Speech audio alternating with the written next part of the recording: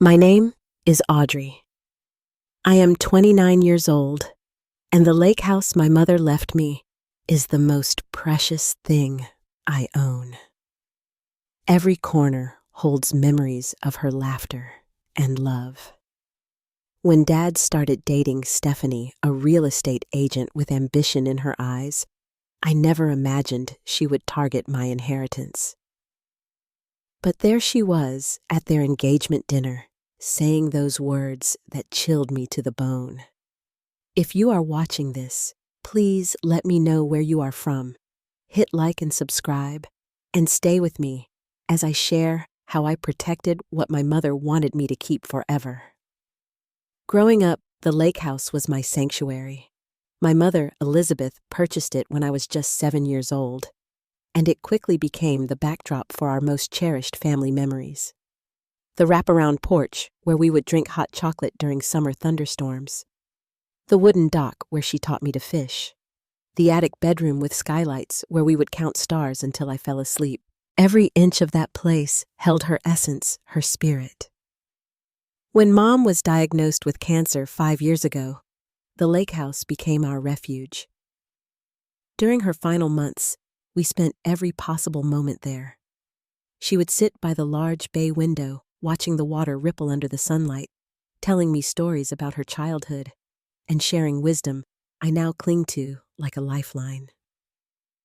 "This house has a soul, Audrey," she would say, her voice growing weaker, but her eyes still bright. "Promise me you will keep it in the family. It has too much love in its walls to belong to strangers." I promised her, of course. I would have promised her anything. When she passed away that autumn, the property officially transferred to me according to her will. Dad seemed relieved, actually. The lake house had been Mom's dream, not his. He preferred their city apartment closer to his office and amenities. Though he respected what the lake house meant to Mom and me, he never felt the same connection to it. After Mom died, Dad withdrew emotionally. He buried himself in his work as an investment banker, taking on extra clients and longer hours. We would meet for occasional dinners, but conversation was strained, filled with uncomfortable silences and surface-level small talk. I understood his grief took a different shape than mine, but the distance between us grew wider with each passing month. Meanwhile, I built my career as a wildlife photographer. The job kept me traveling frequently to national parks and remote locations, but I always considered the lake house my true home. Between assignments, I would return there to recharge, to feel close to Mom again, to remind myself of who I was beneath the professional accolades and busy schedule. It was during one of my extended stays at home, about 2 years after Mom passed, that Dad called to tell me he had met someone. Her name was Stephanie Lawson, a successful real estate agent specializing in luxury properties. They had met at a charity gala, and he sounded happier than I had heard him in years. "She makes me laugh, Audrey," he told me, a note of wonder in his voice. I did not think that would happen again. How could I not support that? Despite my reservations about how quickly things seemed to be moving, I was genuinely happy that Dad was finding joy again. When they had been dating for 3 months, I finally met Stephanie at a dinner Dad arranged at an upscale restaurant downtown. Stephanie was everything I expected, and nothing I expected all at once. Impeccably dressed in a designer outfit that managed to be both professional and alluring, she had a polished smile and a firm handshake. She was in her early 40s, about 15 years younger than my father, with highlighted blonde hair and calculating eyes that softened when she looked at him. "Your father talks about you constantly," she said, reaching across the table to squeeze my hand. "The talented photographer. You must show me your portfolio sometime." Throughout dinner, she asked thoughtful questions about my work and shared amusing stories about particularly demanding clients. She seemed warm, interested, and genuinely invested in getting to know me. Dad beamed throughout the evening, clearly pleased that we were getting along, and we did get along at first. Stephanie would text me occasionally, sending links to photography exhibitions or asking my opinion on a gift for Dad. She organized monthly dinners for the 3 of us, and I watched my father transform back into someone who smiled easily and made plans for the future. When Dad called 8 months later to tell me he had proposed, I congratulated him sincerely. He deserved happiness, and Stephanie seemed to provide that. "We are planning an engagement party," he said excitedly. "Something elegant but intimate. About 50 people, close friends and family. 3 months from now at the Westfield Hotel." "I will be there," I promised, mentally rearranging my upcoming assignments to ensure I would be free. "Stephanie has taken charge of all the planning," he continued, pride evident in his voice. "She has such an eye for these things." It was only later, reflecting back on those early days, that I realized how carefully Stephanie had cultivated her image with me, and how quickly that facade would begin to crack once she had secured her position in my father's life with that diamond ring. The first indication that something was off came during a casual Sunday brunch about a month after the engagement announcement. Dad had stepped away to take a work call, leaving Stephanie and me alone at the table. "This lakefront property market is absolutely booming right now," Stephanie remarked, stirring her mimosa with practiced nonchalance. "A colleague just sold a place half the size of your lake house for nearly $2 million. I nodded politely, not thinking much of it. Real estate was her profession after all. "Have you ever thought about what that place cost you in annual maintenance?" She continued, her tone casual, but her eyes sharp. "Between property taxes, insurance, repairs on an aging structure, landscaping, it must be quite a burden for someone your age." "It is not a burden," I replied, feeling a sudden defensiveness rise within me. "The house is paid off, and I budget for the maintenance. It is worth every penny." Stephanie smiled, a practiced expression that did not reach her eyes. "Of course, sweetie. I just think someone your age should be building investments not tied down to an impractical property, especially one you are hardly ever at with your traveling career." The conversation shifted when Dad returned, but her words lingered uncomfortably in my mind. Still, I dismissed it as professional habit. Stephanie dealt in property values and investment potential every day. It made sense she would see my lake house through that lens. 2 weeks later, I cut short a photography assignment in Yellowstone when a neighbor called to tell me several strangers had been walking around my property, taking pictures and measurements. I drove through the night, arriving at the lake house just after dawn to find a black Mercedes parked in my driveway. Through the large front windows, I could see Stephanie leading a well-dressed couple through my living room. I burst through the door, startling all three of them. "What is going on here?" I demanded, dropping my camera bag on the entryway bench. Stephanie recovered quickly, her surprise morphing into a smooth, professional smile. "Audrey, you are back early. These are the Wilsons. They are looking at properties in the area, and I was just showing them the kind of views available on the shoreline." Inside my house. Without my permission. The violation felt profound. Strangers evaluating my sanctuary, judging the worn furniture my mother had loved, the personal photographs on the walls. The couple looked uncomfortably between us before mumbling apologies and making a swift exit. Once they were gone, Stephanie's smile faded. "You are overreacting," she said firmly. "I have a key from your father, and I was simply doing my job. The Wilsons are looking to invest several million in lakefront property. This helps me understand what they are looking for. By using my house as a model without asking me, your father did not think you would mind." Her tone suggested I was being unreasonable. "He knows how busy you are with your little photography trips."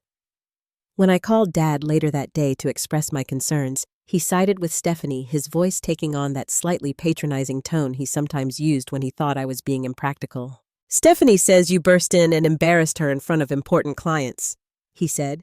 "She was just showing them the lake view, sweetheart. No one was going through your things." "She brought strangers into my house without permission," I insisted. "How would you feel if I did that to your apartment?" "That is different," he replied dismissively. "And Stephanie feels terrible. She was just doing her job and she thought it would be a quick stop. You are being oversensitive." The conversation ended with me feeling frustrated, and unheard a growing knot of unease forming in my stomach. But worse was yet to come.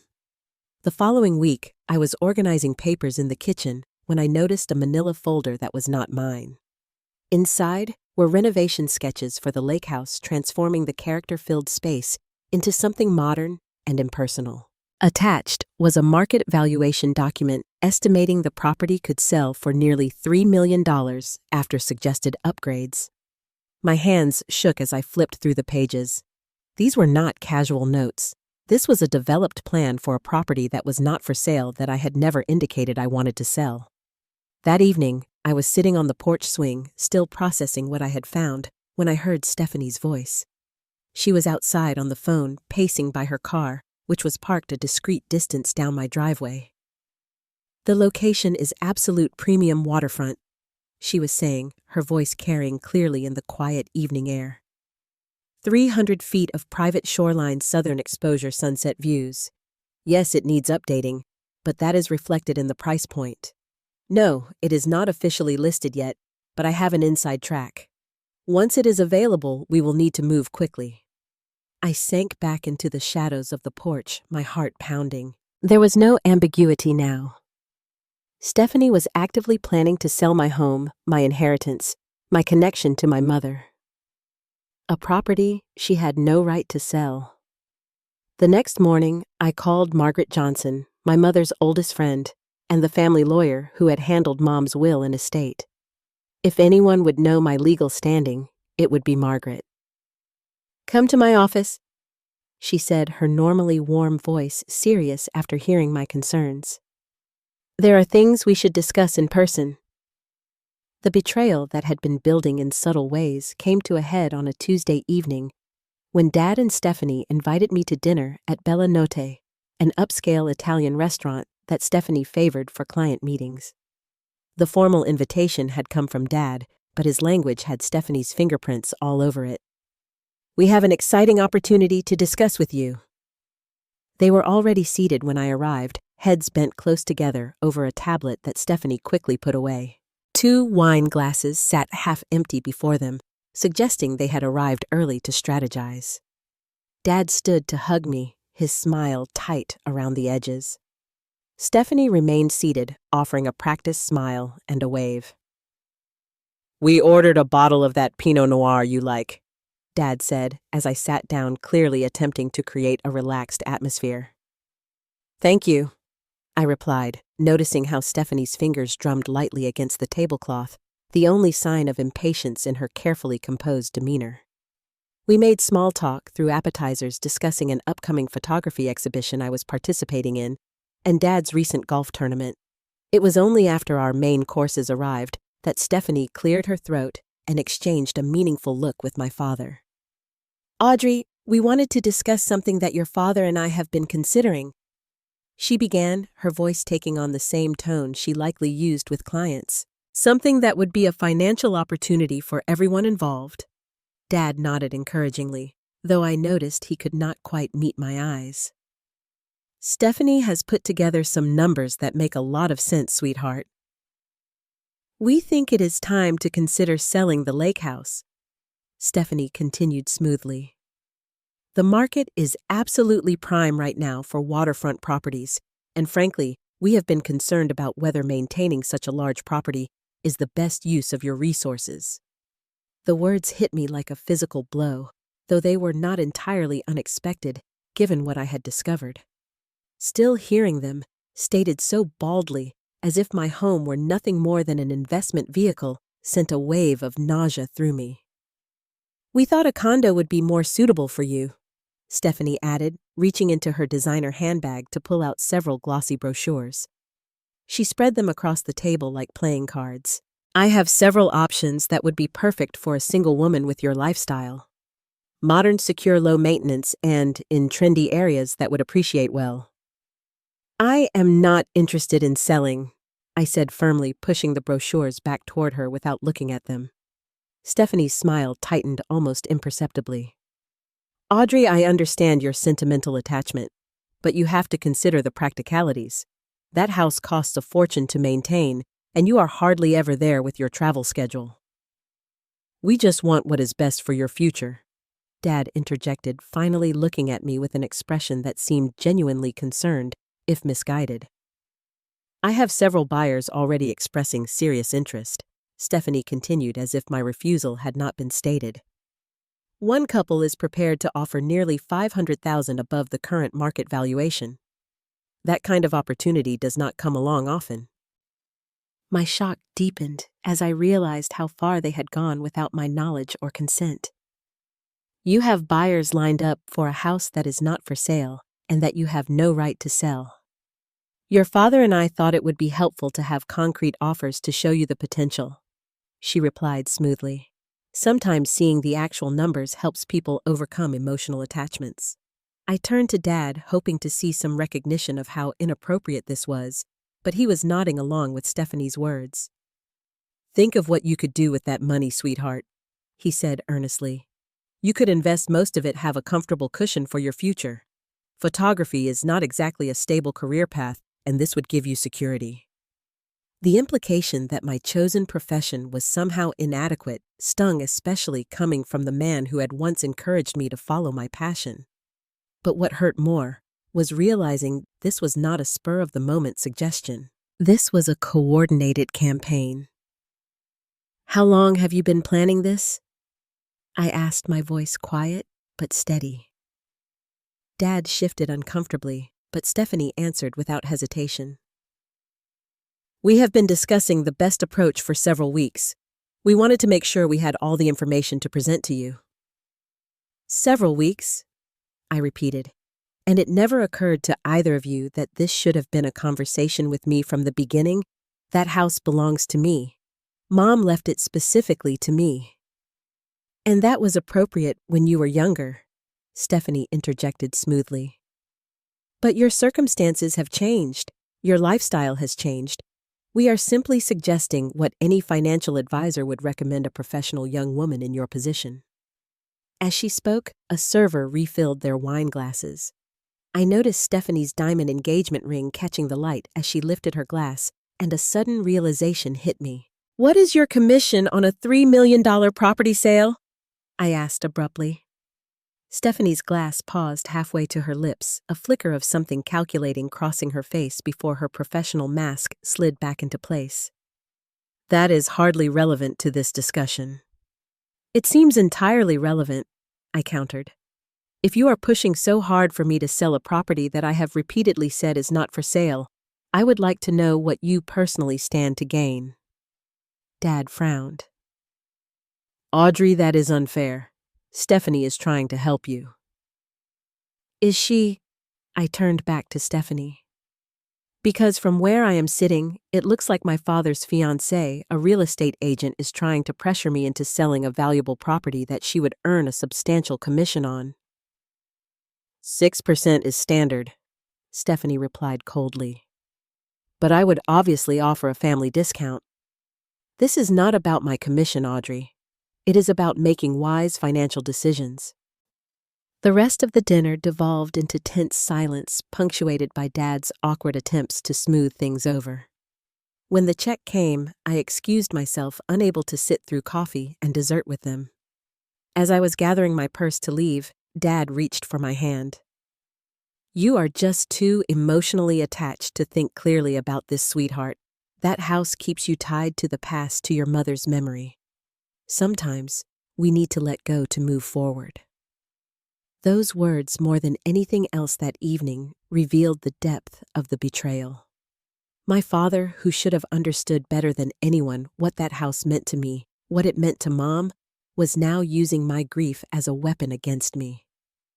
I am not selling, I said firmly, pulling my hand away. Not now, not ever. Stephanie's expression hardened as she looked up at me. You might want to reconsider that position. Your father has concerns about your emotional attachment to the property, and there are legal avenues we could pursue if necessary. For your own good, of course. The thinly veiled threat hung in the air between us as I turned and walked out of the restaurant, my mind already racing with what I needed to do next. The morning after that disastrous dinner, I drove straight to Margaret Johnson's downtown office. Margaret had been my mother's best friend since college and had served as our family lawyer for decades. More than that, she had been a constant presence throughout my childhood, a surrogate aunt who never missed a birthday and who had been a pillar of support when Mom was sick. Her assistant showed me into her office immediately. Margaret rose from behind her large oak desk, her silver bob framing a face creased with concern. At 65, she had the sharp eyes of someone who had seen every trick in the legal book and the warm smile of someone who genuinely cared about her clients as people, not just cases. "You look like you have not slept," she observed, gesturing for me to sit in one of the comfortable leather chairs facing her desk. "I have not," I admitted, dropping my purse on the floor beside me. "Things are worse than I thought." I recounted the previous night's dinner conversation, Stephanie's condescending suggestion about the condo, the revelation that they already had potential buyers lined up, and finally the veiled threat about pursuing legal action. Margaret listened without interrupting, taking occasional notes. When I finished, she leaned back in her chair, her expression contemplative but not particularly worried. "Can they do that?" I asked anxiously. "Can Dad make some legal claim to the house even though Mom left it specifically to me?" A small, knowing smile curved Margaret's lips. "No, he cannot. And I think it is time I told you about what your mother and I put in place before she passed." She opened a drawer and pulled out a thick folder with my mother's name on it. "Elizabeth knew your father well, Audrey. She loved him deeply, but she was also realistic about his tendencies. She worried that after she was gone, he might pressure you to sell the lake house either for financial reasons or because he wanted to move on from memories of her." My throat tightened at the thought of Mom anticipating this very situation. "She knew this might happen." "Not specifically this," Margaret clarified. "But she wanted to protect your inheritance regardless. That is why we created an ironclad trust rather than a simple property transfer." She opened the folder and turned it toward me. "The Elizabeth Winters Legacy Trust. Your mother placed the lake house in this trust, naming you as the beneficiary. The trust has very specific conditions that prevent the property from being sold outside the family for a minimum of 25 years. I stared at the document, trying to process what this meant. "So legally, they cannot force a sale." "They cannot force anything," Margaret confirmed. "The property is protected by the trust. Your father has absolutely no legal claim to it whatsoever, regardless of any emotional manipulation he and his fiancée might attempt." Relief flooded through me, followed by a wave of gratitude for my mother's foresight. But beneath that was a deeper pain. I cannot believe Dad would do this. That he would side with someone he has known for barely 2 years over what he knows Mom wanted, over what he knows I want. Margaret's expression softened. "Grief makes people vulnerable, Audrey. And from what you have told me about this Stephanie, she seems quite skilled at manipulation."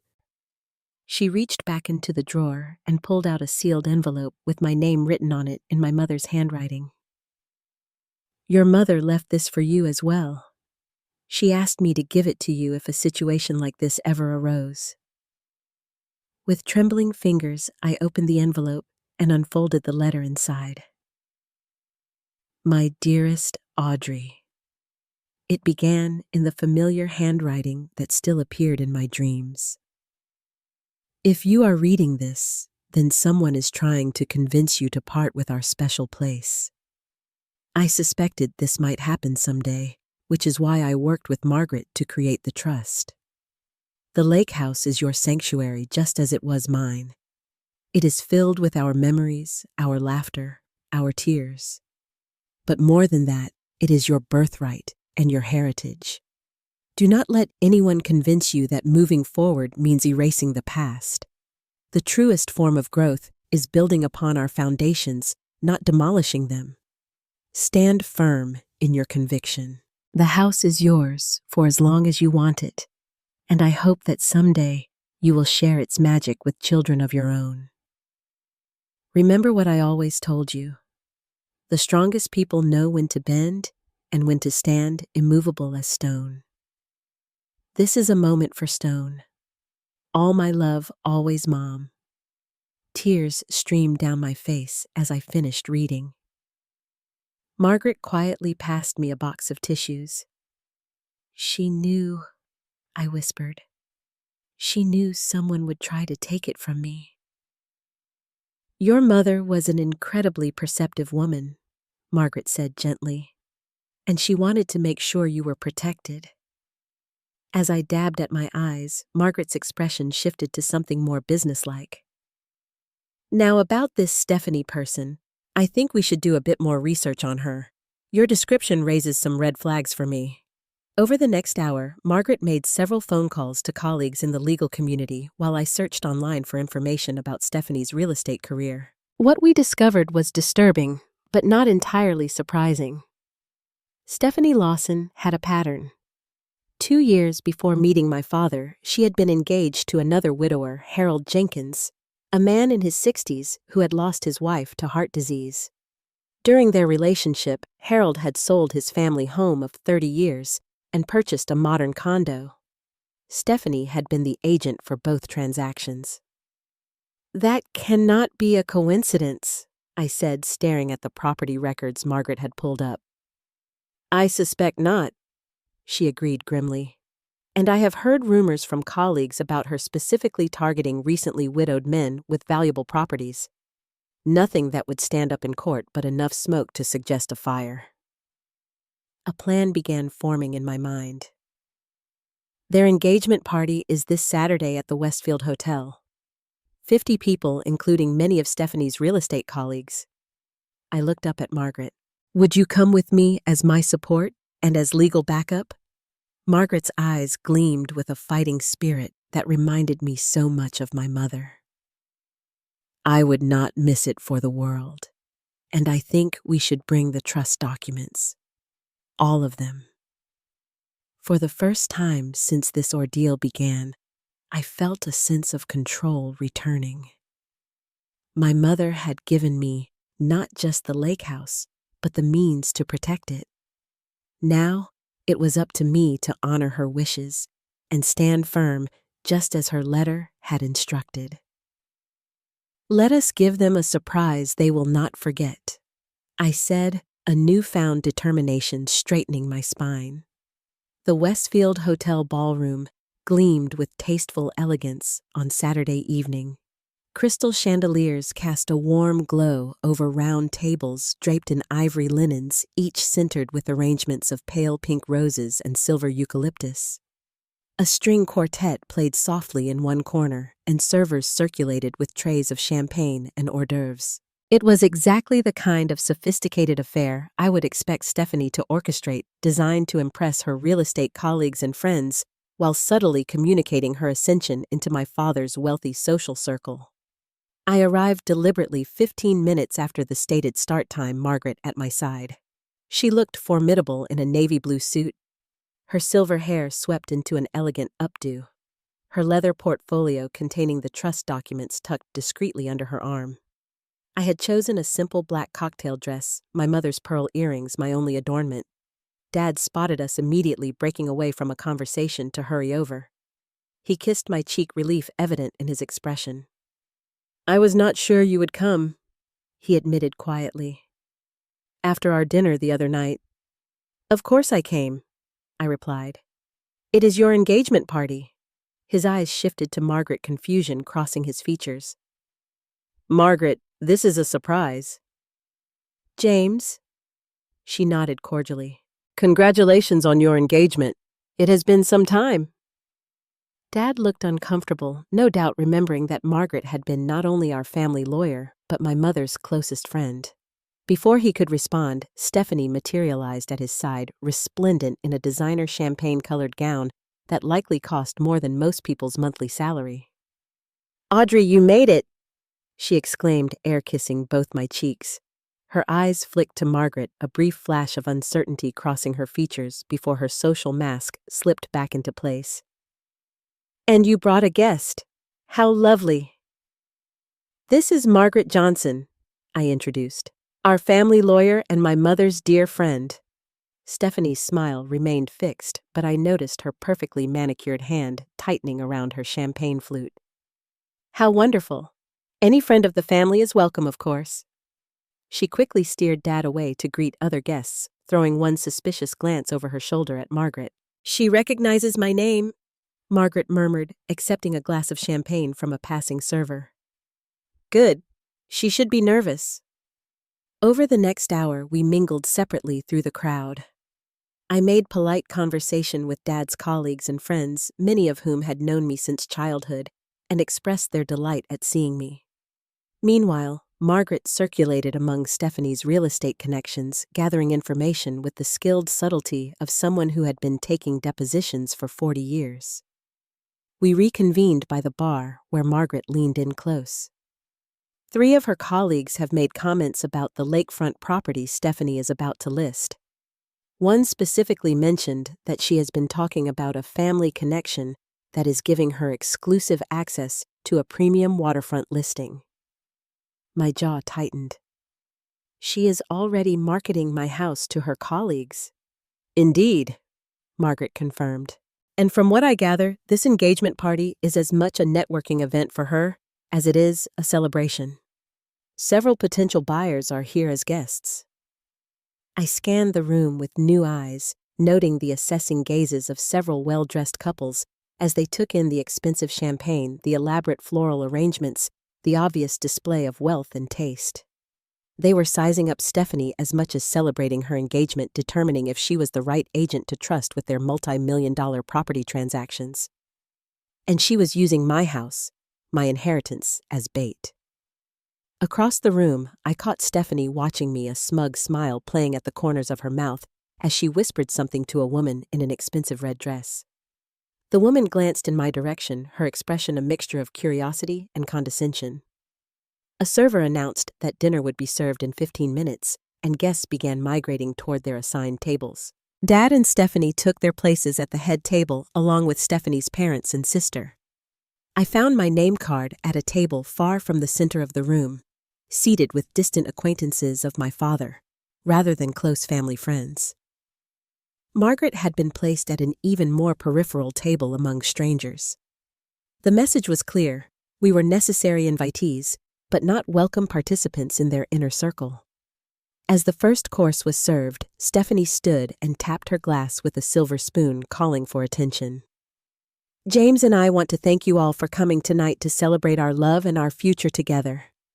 She began, her voice carrying confidently across the room. Many of you have known James for years through his first marriage and the difficult time after Elizabeth's passing.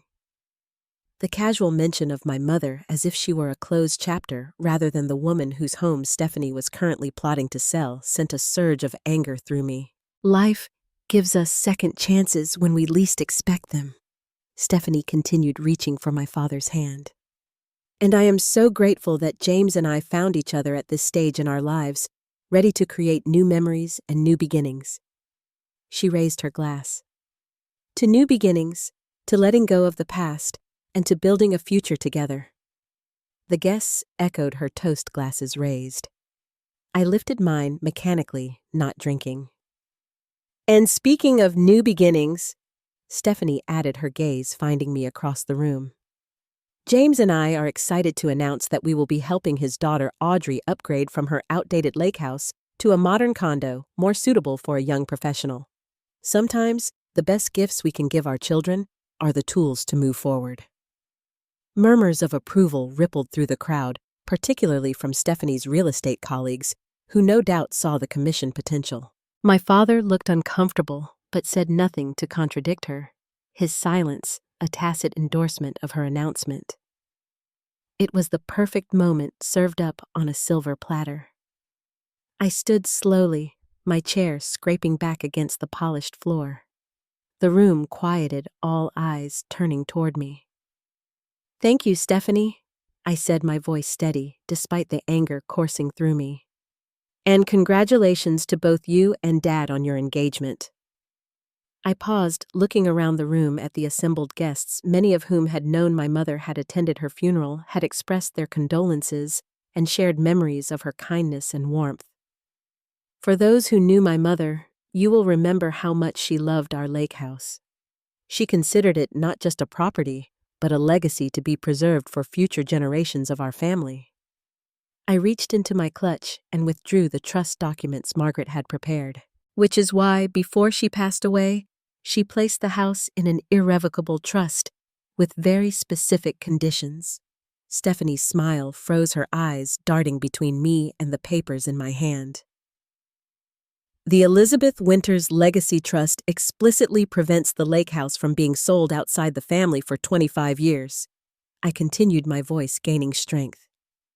It also names me as the sole beneficiary with exclusive rights to the property. No one, not even my father, has any legal claim or right to force a sale. I unfolded my mother's letter. She even left me a letter anticipating that someone might try to convince me to sell what she wanted me to keep. The room had gone completely silent. Stephanie's face had drained of color while my father looked stunned, as if he genuinely had no idea the trust existed. So, while I appreciate the concern for my housing situation, I concluded, looking directly at Stephanie, I will be keeping my lake house, and it will never, under any circumstances, be available for you to list, sell, or profit from. Margaret chose that moment to stand and walk to my side, her leather portfolio open to display the official trust documents with their legal seals and notarized signatures. As the executor of Elizabeth Winters' estate and the trustee of the Legacy Trust, I can confirm that everything Audrey has said is legally binding and completely enforceable. The silence that followed was profound, broken only when one of Stephanie's colleagues at a nearby table muttered audibly, "Well, there goes that commission." Stephanie's professional composure cracked entirely. "This is ridiculous," she sputtered, looking to my father for support. "James, did you know about this? Some secret trust your first wife created?" Dad looked genuinely confused. "No, Elizabeth never mentioned." "Because it was not your property to be concerned with," Margaret interjected smoothly. Elizabeth was very clear about her wishes. Stephanie's gaze hardened as she looked between Dad, Margaret, and me. With visible effort, she reconstructed her social mask, forcing a tight laugh. "Well, this is hardly the time or place for such discussions. We are celebrating our engagement after all. Perhaps we can address this family matter privately." But the damage was done. I could see her real estate colleagues exchanging glances, potential clients reassessing her claims about an exclusive lakefront listing. The foundation of her professional credibility had just cracked publicly. Dad stood abruptly. "I think Stephanie is right. This is a family matter we should discuss privately. Please, everyone, enjoy your dinner." He gestured to the quartet, who quickly resumed playing, filling the awkward silence with music. Conversations gradually restarted around the room, though now with a distinctly different tone, voices lowered in speculation about what had just transpired. Stephanie leaned over to whisper something in Dad's ear, her expression thunderous despite her forced smile. Then she excused herself, striding purposefully toward the ladies' room. Dad's eyes met mine across the room, confusion and hurt evident in his expression. But beneath that, I thought I detected something else. A flicker of recognition, perhaps, of how far things had gone astray. The remainder of the engagement party proceeded with a strained attempt at normalcy. Dinner was served, toasts were made by Stephanie's father and sister, and a cake was ceremonially cut. But an undercurrent of tension and whispered speculation flowed beneath the social niceties, particularly among Stephanie's real estate colleagues. As the evening wound down and guests began to depart, Stephanie approached me with Dad in tow, her smile tight and her eyes cold. "We need to talk," she said quietly. "Now, in private." I glanced at Margaret, who nodded her readiness. "Of course," I replied. "Margaret will be joining us." Stephanie's lips thinned in displeasure, but she led us to a small meeting room adjacent to the ballroom that she had apparently arranged for in advance. Once the door closed behind us, her carefully maintained facade crumbled. "What the hell was that?" she demanded, rounding on me. "You humiliated me in front of my colleagues, my clients. I simply clarified the legal status of a property you have been falsely claiming you could sell, I replied evenly. A property you have already been marketing to potential buyers despite having no right to do so. Dad looked between us, confusion evident in his expression. I do not understand. Stephanie, you told me Audrey was considering selling, that you two had discussed it multiple times. We discussed it at dinner 3 days ago when I explicitly told you both I was not interested in selling, I reminded him. And yet tonight, Stephanie announced to 50 people that I would be selling the lake house and buying a condo. That was a lie. It was an announcement of our intention to help you make a sensible decision. Stephanie countered, her composure returning as she shifted into the reasonable professional tone I had come to recognize as her manipulative voice. James and I are concerned about your emotional attachment to a property that is impractical for your lifestyle. A property that is legally mine and protected by my mother's trust, I added firmly. Dad turned to Margaret. Is this true? Elizabeth created a trust without telling me? Margaret's expression remained professional but sympathetic. Yes, James. Elizabeth was concerned that after her passing, the lake house might be sold despite her wishes for it to remain in the family. The trust she created ensures that Audrey has sole control of the property and that it cannot be sold outside the family for 25 years. And you never thought to mention this to me? Dad asked, hurt evident in his voice. My professional obligation was to Elizabeth as my client and to Audrey as the beneficiary, Margaret replied gently. But more importantly, the trust was never meant to be a secret. Elizabeth assumed Audrey would share the information if and when it became relevant. Which it has now become, I added, since Dad's fiancée has been trying to force me to sell property she has no claim to. Stephanie's mask slipped completely, her expression hardening into something calculating and cold. This is ridiculous. That house is worth millions just sitting there empty while you gallivant around the world taking pictures. It is a wasted asset. It is my home, I countered. The home my mother wanted me to have. Your mother is dead. Stephanie snapped, her voice cruel. And you are using her memory as an excuse to make financially irresponsible decisions. Dad flinched at her tone. Stephanie, please. No, James, she interrupted. I have tried to be understanding about Audrey's sentimental attachment, but this is absurd. That property is a gold mine, and she is letting it sit there because of some emotional fantasy about her mother's wishes. As she spoke, I could see my father's expression changing, really seeing Stephanie perhaps for the first time.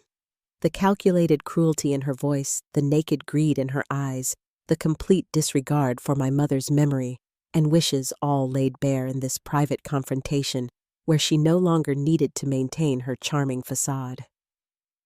Did you know she has done this before? I asked Dad quietly, never taking my eyes off Stephanie. While Margaret and I were researching the trust, we discovered Stephanie was engaged 2 years ago to Harold Jenkins, another widower. During their engagement, she convinced him to sell his family home and buy a condo. She was the agent for both transactions. Stephanie's eyes widened slightly before narrowing. That is completely different.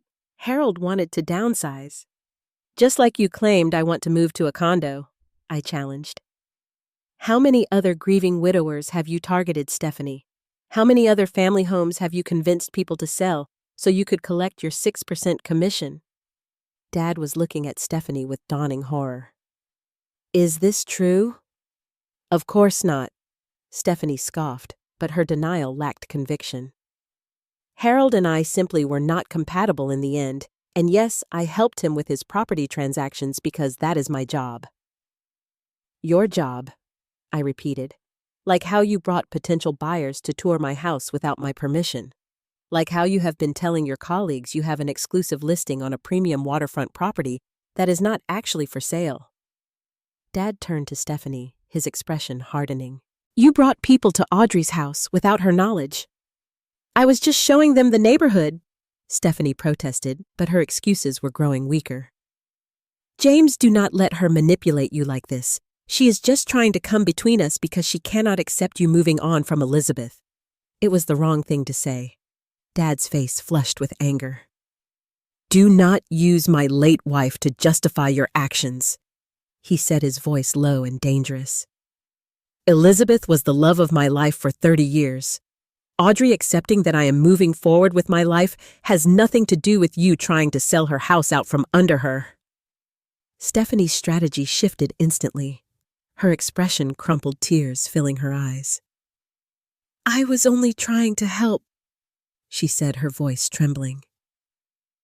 "I thought it would be better for everyone if Audrey had a more suitable place to live and financial security from the sale. I was thinking of our family's future." The emotional manipulation was so transparent, it was almost embarrassing to witness. Dad stepped away from her, creating physical distance that seemed to symbolize a deeper separation. "I think," he said slowly, "that I need some time to think about all of this." Panic flashed across Stephanie's face. "James, you cannot seriously be questioning our engagement because of this misunderstanding." "Misunderstanding?" I echoed incredulously. "You lied to Dad about discussions we never had. You brought strangers into my house without permission. You announced to 50 people that I would be selling my home when I had explicitly told you I would not. These are not misunderstandings, they are deliberate actions." "I think Audrey is right," Dad said quietly. "These do not sound like misunderstandings." Stephanie's demeanor changed again, her voice hardening. "If you are choosing your daughter's childish attachment to a house over our relationship, then perhaps we need to reconsider more than just the engagement party." It was a calculated risk, a final attempt to force Dad to choose sides, but the manipulation had been exposed too clearly. "Perhaps we do," Dad agreed, his voice sad but resolute. Stephanie stared at him in disbelief before turning her fury toward me. "This is your fault. You could not stand to see your father happy, could you? Had to sabotage the first relationship he has had since your mother died." "Stephanie," Dad interrupted firmly, "that is enough. This is about your actions, not Audrey's." Stephanie gathered her designer purse, her movements sharp with anger. "You will regret this, James. Both of you will. I have legal options too, you know." Margaret, who had been silently observing until now, finally spoke. "I would strongly advise against pursuing any legal action, Ms. Lawson. Not only would the trust prevail in court, but we have substantial evidence of your pattern of targeting widowers with valuable properties. Evidence that might interest the Real Estate Licensing Board." Stephanie's face paled. Without another word, she stormed out of the meeting room, leaving the three of us in silence. Dad sank into a chair, suddenly looking every one of his 63 years. "I have been a fool," he said softly. I sat beside him, taking his hand. "You were grieving. She took advantage of that." "I should have seen it," he insisted.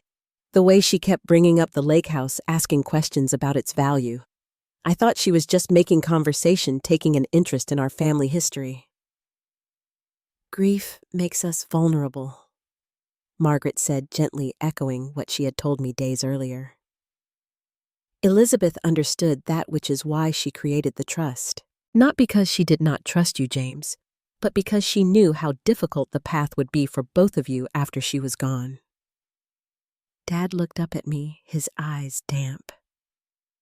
"I am so sorry, Audrey. I never should have let things get this far. Your mother loved that house, and she wanted you to have it. I know that." "It is okay, Dad," I said, feeling the first tentative steps toward forgiveness forming within me. "We are going to be okay." In the days that followed, Stephanie made several attempts to contact Dad, alternating between tearful apologies, angry accusations, and finally threats of legal action. Margaret handled all communication firmly but professionally, establishing boundaries until Stephanie finally accepted that the engagement was irrevocably over. 2 weeks later, we learned she had accepted a position with a real estate firm in Arizona. Whether running from her damaged reputation or simply moving on to new hunting grounds, I could not say. But her departure felt like the closing of a chapter that had threatened everything my mother had wanted to preserve. Dad and I had begun the slow, sometimes awkward process of rebuilding our relationship, finding our way back to an honest connection that had been damaged not just by Stephanie's manipulation, but by years of unprocessed grief and poor communication. The lake house, once the center of our conflict, became the setting for our healing. 8 months after the disastrous engagement party, the lake house had once again become a place of healing and joy. The crisp autumn air carried the scent of fallen leaves and wood smoke as I sat on the refurbished dock, my feet dangling above the water that reflected the fiery oranges and reds of the surrounding trees. "Coffee delivery," called a voice behind me. I turned to see Dad carefully making his way down the sloping lawn, 2 steaming mugs in hand. At 64, he looked healthier than he had in years. The shadows beneath his eyes had faded, and he had traded his formal business attire for comfortable jeans and flannel shirts during our weekends at the lake. Today, he wore a faded blue sweater that Mom had given him years ago, one I thought he had discarded, but had apparently just been buried in the back of his closet. "Thanks," I said, accepting the mug and scooting over to make room for him on the dock. "How is the gutter project coming along?" "Almost done," he replied, sitting beside me with a slight groan as his knees protested. "Jason is a godsend. I would have fallen off that ladder 3 times without him." Jason Reynolds was our neighbor 2 properties down, a carpenter who had offered to help with dock repairs after a severe summer storm had damaged several sections. What had started as a neighborly gesture had evolved into regular visits, with Jason joining us for dinner and gradually becoming a fixture in our weekend routine. His quiet competence, genuine kindness, and respect for the history and character of the lake house had earned Dad's approval, a fact that still surprised and touched me. "You know," Dad said, staring out across the lake, "your mother would love what you are doing with this place." The past 8 months had seen significant changes, not to the structure of the house, but to its spirit. What had been a shrine to memories had gradually transformed into a living home again. I had reduced my travel schedule, taking more local photography assignments that allowed me to spend extended periods at the lake house. The spare bedroom had been converted into a darkroom and office where I edited photographs and worked on my first book, a collection of wildlife images paired with conservation essays.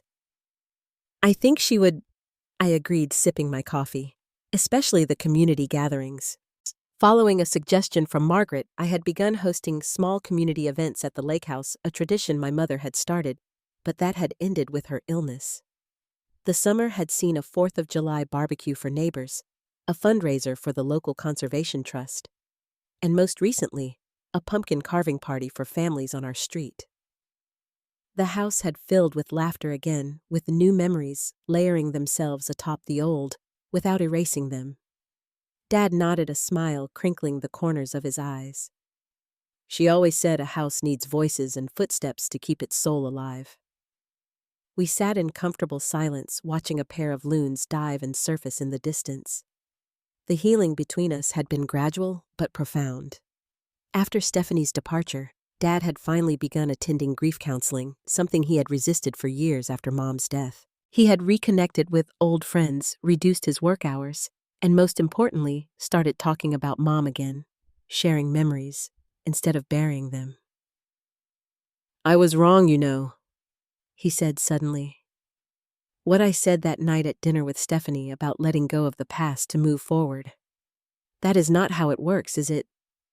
I thought about it, watching the ripples spread across the water. "I think moving forward means carrying the past with you in a way that does not weigh you down.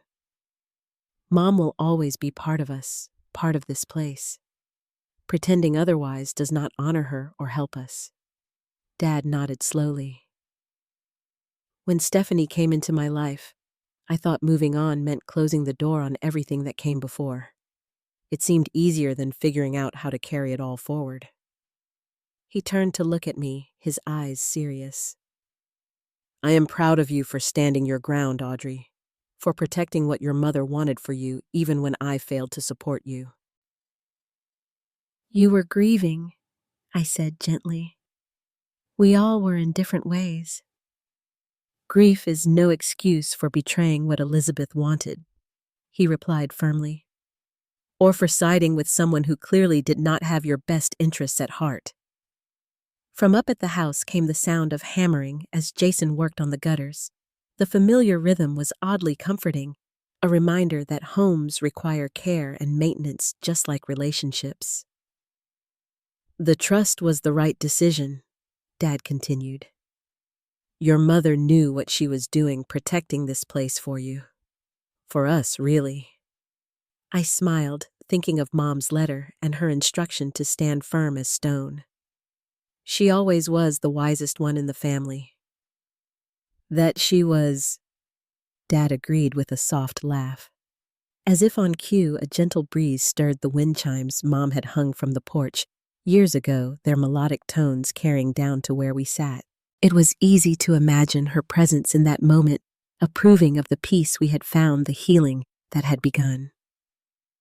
You know, Dad said thoughtfully, the most valuable things in life are rarely the ones with the highest price tags.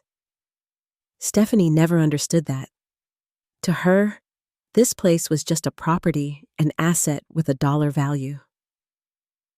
And to us, it is home, I finished simply. To us, it is home, he echoed, and always will be. Later that evening, as we gathered around the fire pit with Jason and a few neighbors sharing stories and roasting marshmallows under a canopy of stars, I felt a sense of completion. The lake house was fulfilling exactly the purpose my mother had intended, bringing together family and community, preserving memories while creating space for new ones. Standing at the edge of the gathering, watching Dad laugh at something Jason said, I silently thanked my mother for her foresight and wisdom.